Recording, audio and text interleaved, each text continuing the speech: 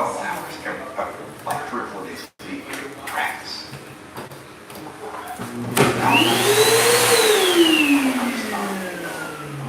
Now, to me, not going to be shooting in the 80s or 90s. I'd rather not play. Because I can remember the good old days when I'd shoot in the 70s.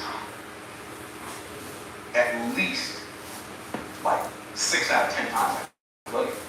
And then the 80s, the other times, and never in the 90s. Okay. And golf didn't hurt back then. Golf hurts now. Somebody said, keep on hitting the ground with a stick and see what's going to give out first, the ground, the stick, or your body. Report back. Okay, I'm reporting back. Golf didn't used to hurt. It hurts now.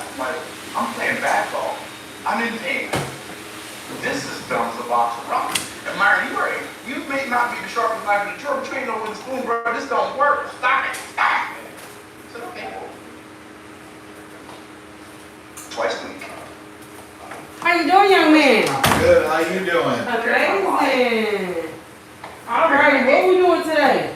We're going the normal 4 on top, and then we'll shave it, fade it up, Yes, sir. and then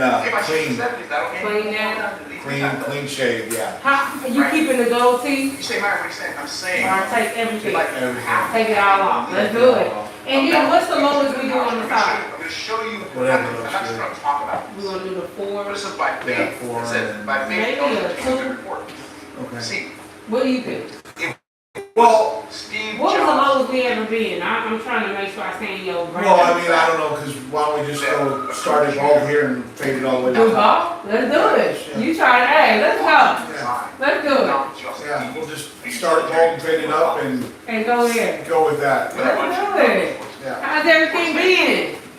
How's Good. everything been? Good. Everything's good. I'm glad I made it back for I was glad you could get me in because it's, I never know when I'm gonna be in town, but Yeah. it's nice. It's my birthday. So Happy birthday! I'm officially an older man. Oh, Lord, you young. You're young. Happy birthday! Yeah. I'm gonna get the 4 on the top. Yep. 4 on the top. 4 on the top. Yep. Watching the videos on the hard drive, heating up the kitchen in the morning. Where else do you be living? Okay. Where else do you live? That's all I can do. Well, I live over in Oklahoma, Uh-huh. and then but I travel all the time. Travel a lot for Yeah. work. Yeah. Yeah, I remember you saying that. Yeah. And I texted yesterday, and she's like, "Well, she's booked." Well, we'll see what I can do next week, but I'm off to Bay City next week. So. Oh, no. You know, no. I'm gonna get you in. I told her, no, get him in. Yeah. I know how your schedule is. Yeah. So y'all always call us. Yeah. Intelligence. Try to give as much notice, but I believe in job got done a day early, and I wasn't gonna be back till Saturday. So much. Wow. Yeah. No, this worked out. This worked out perfect. Yep. Yeah. Yes, it did. Yeah. And the And it's your birthday? And it's my birthday. Yeah, I pushed it yesterday because I was in Chicago, Uh-huh. so it's a nice 15-hour drive. Wow. And you drove that? I drive everything everywhere. Oh, do you? Yep. I like to ride. I like to ride. I'm gonna be as fast as I can. Yeah. I'm like, you know, I take my time. I take my time. That's the top. believe the word of God. Look around, Yeah. eat some good food. Stretch, yeah. Yeah. Okay, so Yeah, I know guys that refuse to go to the bathroom until they gotta get gas. I'm like, nah, you're nuts, man. Yeah, stand completely. stand. Yeah, So no. faith is the foundational framework of everything that is fundamental to life. Faith is the foundational framework of everything that's fundamental. Do you get that? Now faith is the substance. By the way, the word faith is not a wish. It is a well-founded, well-grounded expectation for the future. It's a conviction based on the fact that you believe, who, everybody tap yourself on the chest, say me, that you believe this is true. Okay? It's a system. Okay? substance of things. So the foundation of things is faith. And it is the evidence. What's the word evidence mean?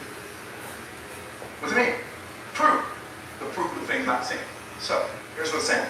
Now faith is where I stand on the things I expect while I prove the things I cannot see. Which means the work that I do standing on an expectation of a future outcome that I cannot see, have never seen, other people have not seen, my family hasn't seen. They believe that what I see is delusion.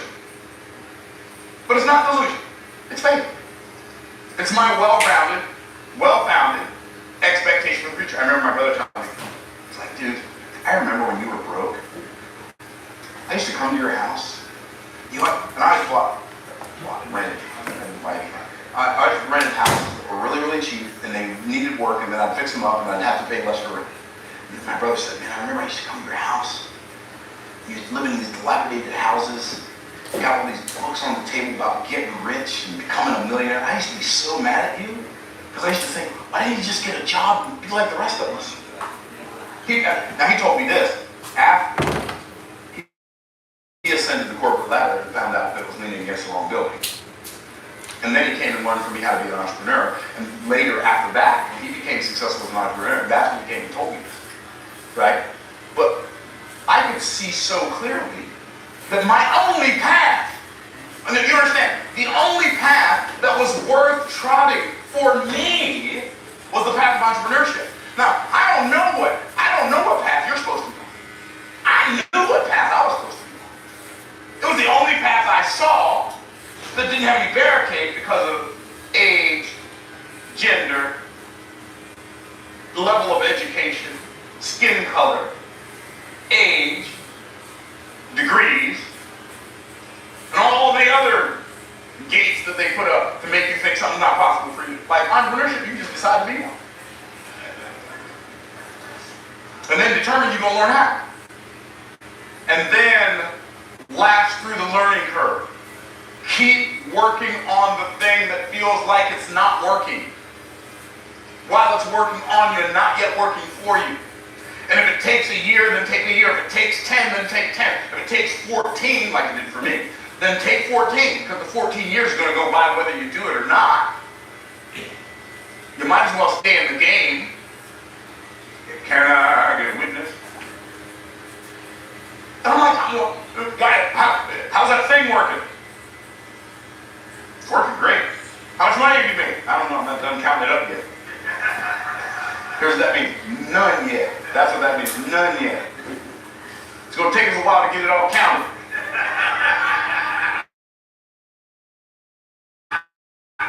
Maybe two, right? Like, people who don't have my vision for their future, the same vision for their future that I have for mine, I don't really have time to care what they think about my vision. My vision came from God, for my purpose. Now faith is the substance. It's where I'm standing. I'm standing on something I can't see. I'm proving something that I can't see. I'm standing on this belief, on this expectation of a future outcome. Now faith is where I stand on the things I expect, while I prove the things I cannot see.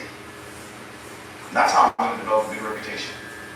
Because I'm going to see something, and then I'm going to say something based on what I see, then I'm going to serve someone based on what I see, and then eventually, success is going to follow that service.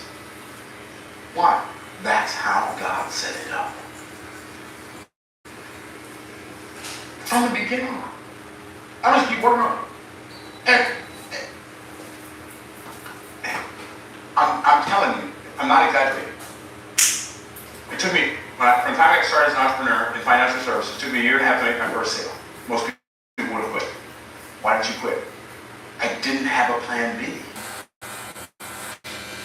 Is believe. By the way, that is the formula for staying stuck like Chuck and pick up truck for the rest of your life. Why? Because for you to do something, if seeing is believing, you're going to stay stuck because you have to always start over. You don't ever get any momentum. Seeing is believing. So you have to wait till you see something to believe. Okay, I see it now. Now I'm going to believe. Now, what's going to happen if you want to see something else? I mean, you want to believe something else. Well, now you got to see something else so you can believe it. And so you got to go back to the beginning, start over. I got to see something else so I can believe. Watch what happens when you start with believing. If you start with believing, I'm going to believe to see. I believe that I'm going to be able to do X, Y, Z outcome. I believe it, and then I see it. I believe that I was going to write this book from the trash can to the cash can. The book existed first in my head, but I believed it so much that I kept working on it. And I kept working on it, and I believed it was going to sell. See, because I have writer's block. You don't have writer's block, you just don't believe the book's going to sell. If you knew you were going to sell 1 million copies left the next week, you get the copy, you get the book done today. Even if you started today, you get it done today. Why? Because it's our expectation of the future that pulls us into the future or blocks us from the future, depending on whether we believe that outcome in the future is favorable or unfavorable. Okay, so I believed it. So what's what happened? Then I did it. Then people started buying the book. Now let me ask you a question. When people started buying the book, did that cause me to believe more in the book or less in the book? When they started buying, I started seeing people buy it. Now I believe more. So believing is seeing, and then I get to see to believe. And then I started with believing, so boom, now I've got momentum. And now I have this productivity. And by the way, this right here, faith momentum, changes everything. Why? Because when you have momentum, everything feels easy. And when you're overcoming inertia and have no momentum, everything feels hard. Like when you don't have momentum, everything feels harder than it actually is. Like if you feel like I'm really having a hard time right now, that's because you don't have any momentum. And that's probably because you're believing the wrong thing. Probably. It's very likely. Okay, so we're going to give you the framework now. And some of you have seen me draw this out before, but I'm going to draw it out again because I want you to understand. You're a little short. That Yeah, every I feel action good, huh? it does, yeah. is based on a belief you have about the future.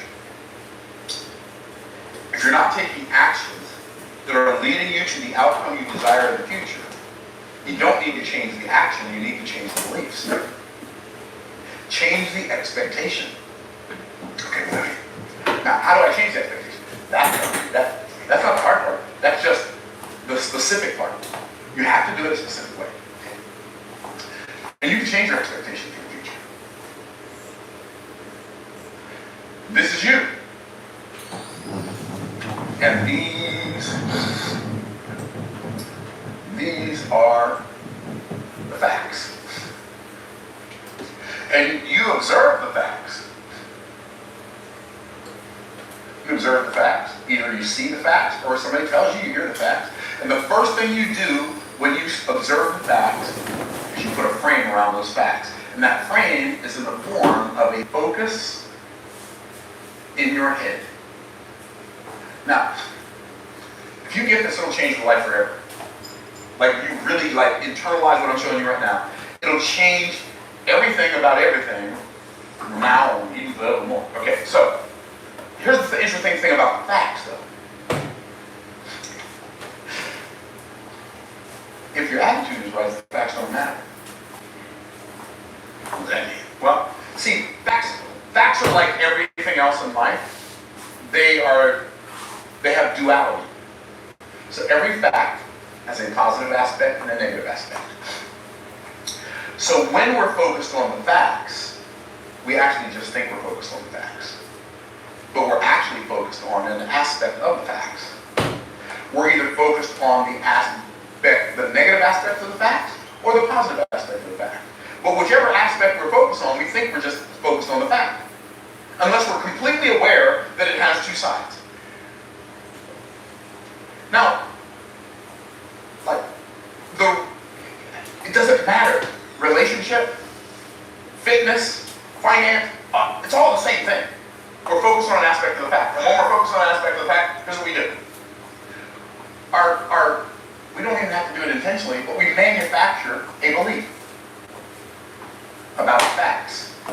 But actually, about the positive aspect of the fact or the negative aspect of the fact. If I'm focused on the negative aspect of the fact, what it does is it makes me sad. If I'm focused on the positive aspect of the fact, it makes me happy. Whichever aspect of the fact I'm focused on, I think I'm focused on the entire fact that I'm not. I'm not. Okay. So if I'm going to manufacture belief. Well, guess what? If I'm focused on the positive aspect of the fact, that belief is called faith. If I'm focused on the negative aspect of the fact, that belief is called doubt. Now here's the thing that most people don't get. Faith and doubt are both belief. I'm going to say it again, back up.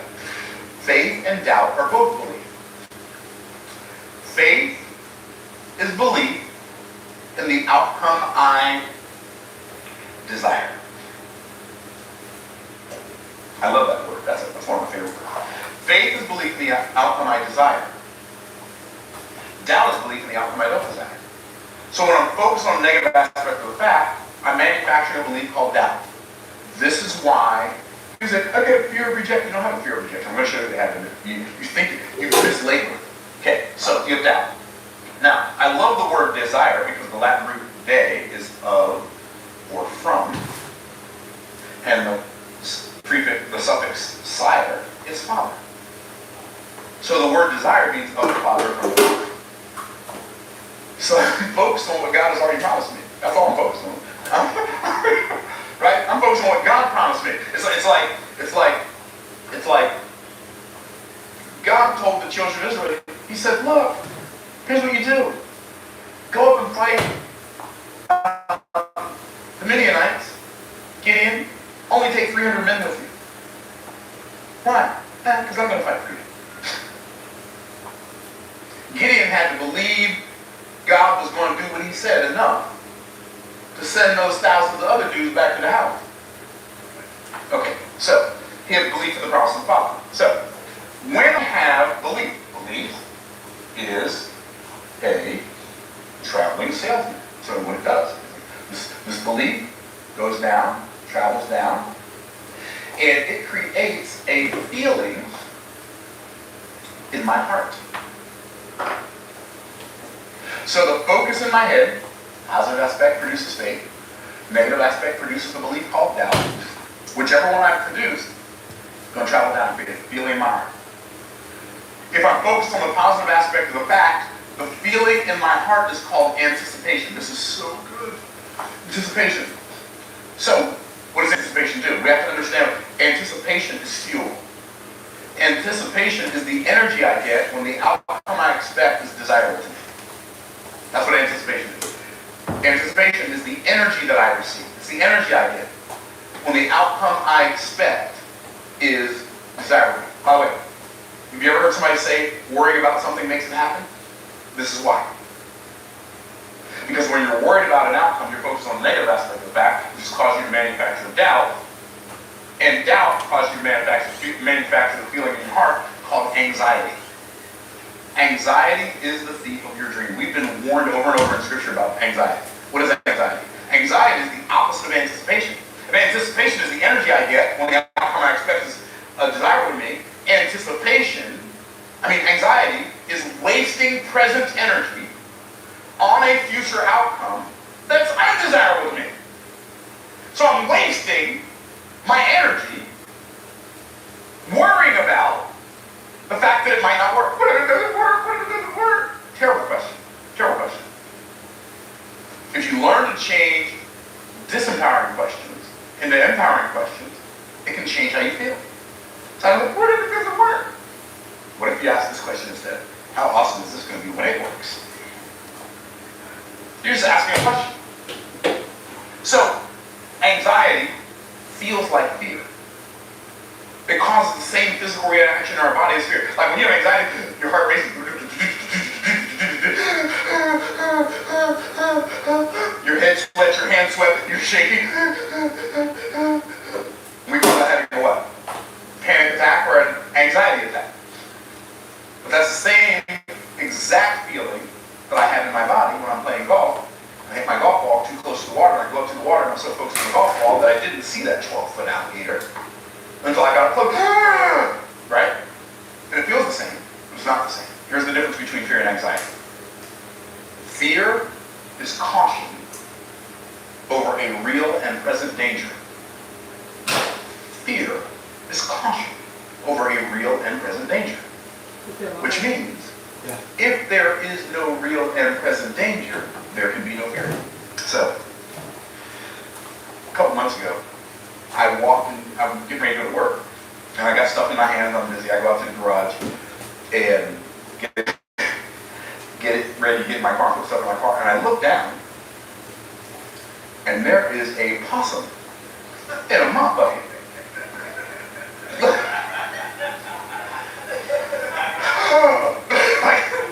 That was not anxiety. You're not gonna witness this possum in a bucket. Okay, so fear is caution over real and present danger. Anxiety is caution over a future imagined danger.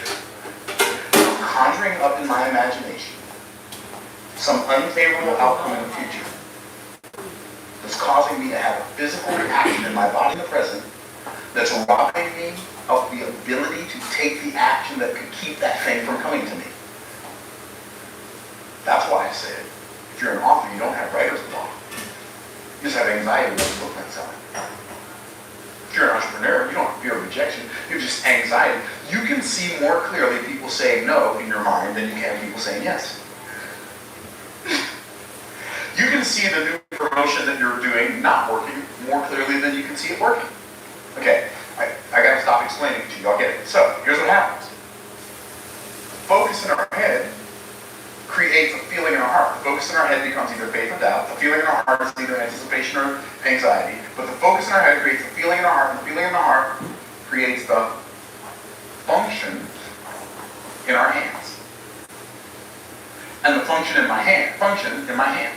And if I'm focused on the positive aspect of the facts, and I'm manufacturing a belief called faith, and it's causing anticipation in my heart, it's giving me energy, the function in my hand is called power.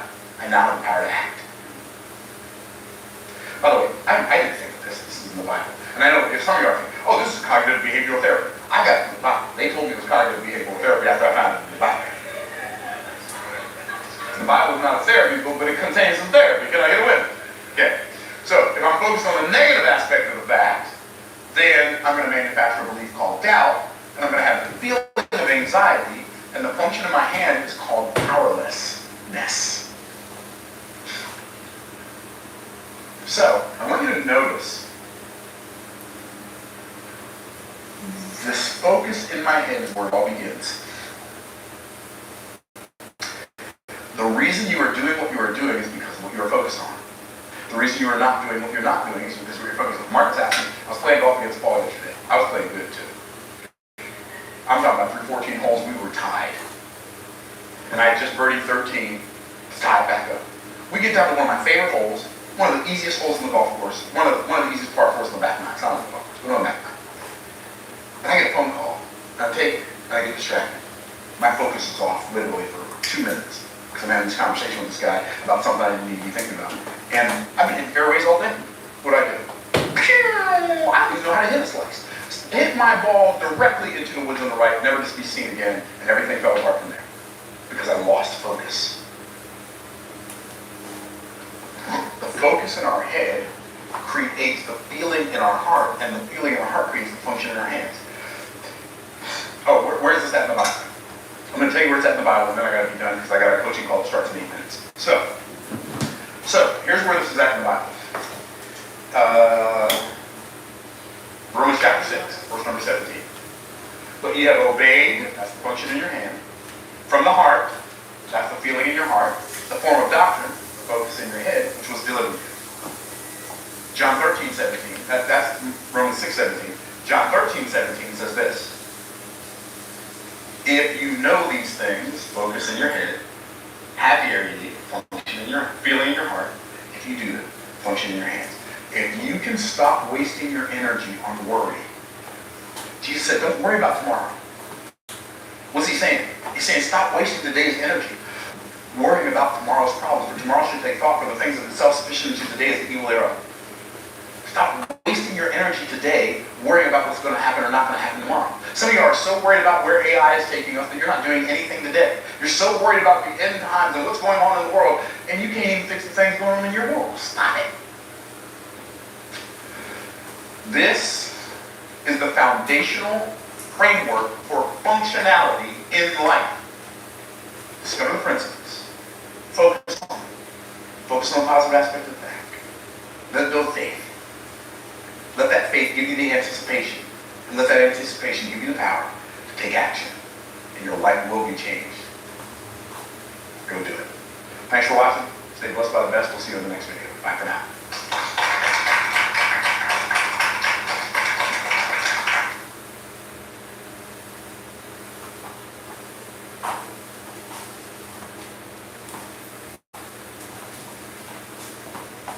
What goes in your mind determines what comes out of your life. The renewed mind doesn't just think differently, it produces differently. And so, how do we do that? We love not to. We replace the world.